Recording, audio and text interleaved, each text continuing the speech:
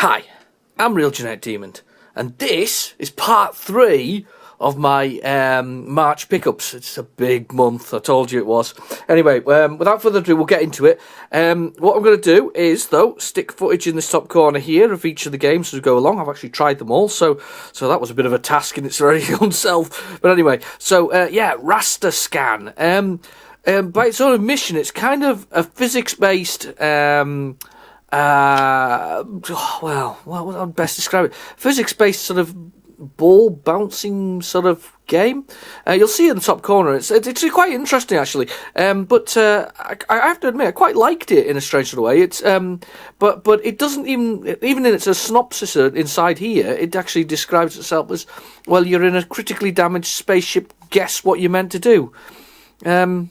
That's not unusual, by the way, for Spectrum games and things of the games of the 80s. There was often games where it just sort of went, well, guess what you're doing? But yeah, so raster scan. Okay, making lots of noise, bashing everything. We've got chess. Well, yeah, that's just chess. I couldn't even get it to move it, to be fair, even though I used the controls properly. I couldn't really work out the reason why that didn't work. But yeah, Chess Master. So yeah, not overly bothered about chess. It just happened to come with this job lot, to be honest, with games. So Storm. Oh, now I had this way back in the day, and I've now got it again. I love the yellow case for some reason. I don't know why they stopped making them in all yellow cases, but yeah, Storm. You get to play as Storm or his missus, it seems. She's actually in the back. Funnily enough, she's like the primary character. If you play one player, you're her, not him. It's kind of cool, actually, that at that time that she was the primary character and he was the secondary one. But yeah, so Storm. No, I'm actually going to come back to this one because it looks quite interesting. I quite like the style. It kind of reminds me of Gauntlet with an adventure element to it. Anyway, so that's Storm. Okay. Rent-A-Kill Rita.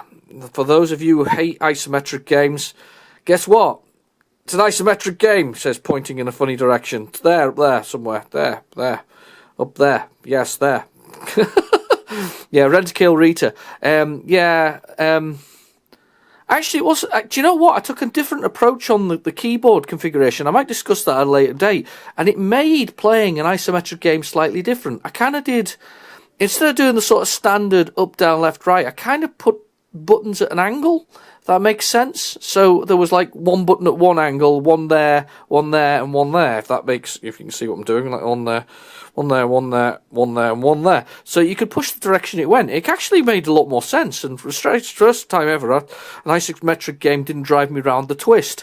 I have to say they're not good. Just there's something about the control mechanism that is just a bit. Anyway, so Rent-A-Kill Rita. Then we've got Octagon Squad. This is kind of odd, this one. I found this one, yeah, this one had some kind of like a micro screen.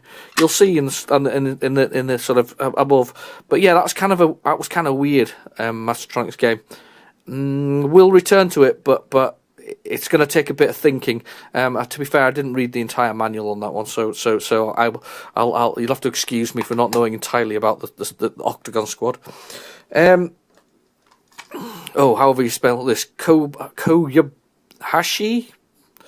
Nura, whatever else is. This one was actually quite interesting.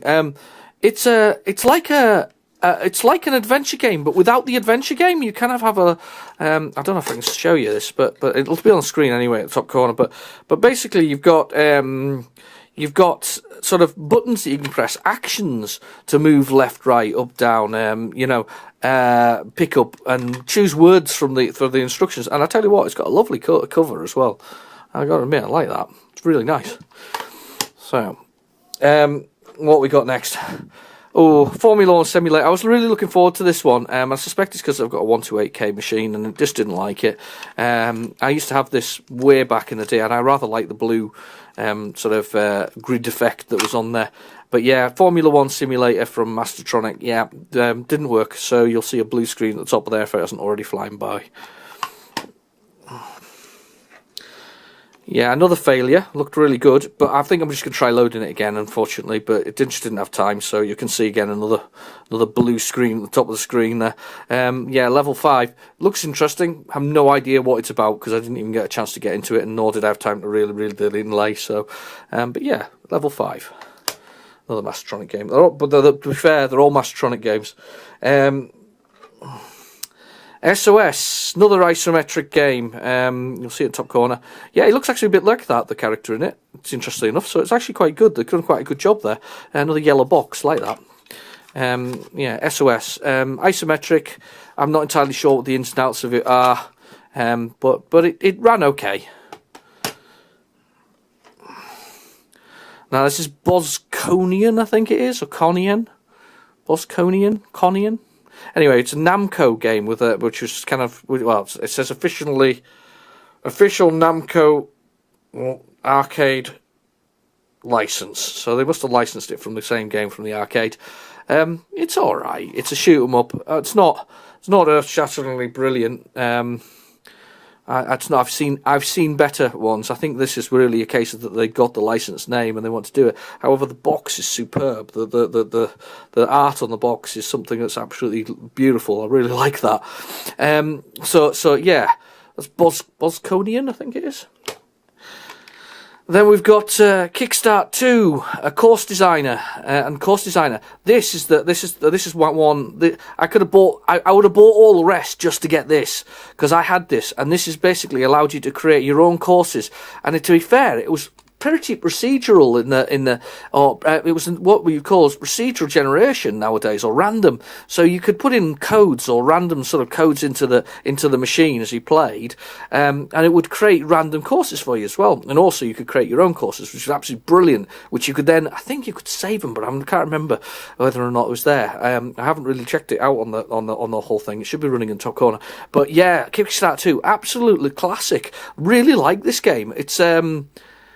It's well worth playing and at least owning. I just because of the fact you can create your own courses and then you get your mates in and you all try the courses to see who can do the best time. Brilliant stuff. Anyway, I've been your host, Real Generic Demon. Thank you for watching. Please feel free to like and subscribe, and I'll catch you later.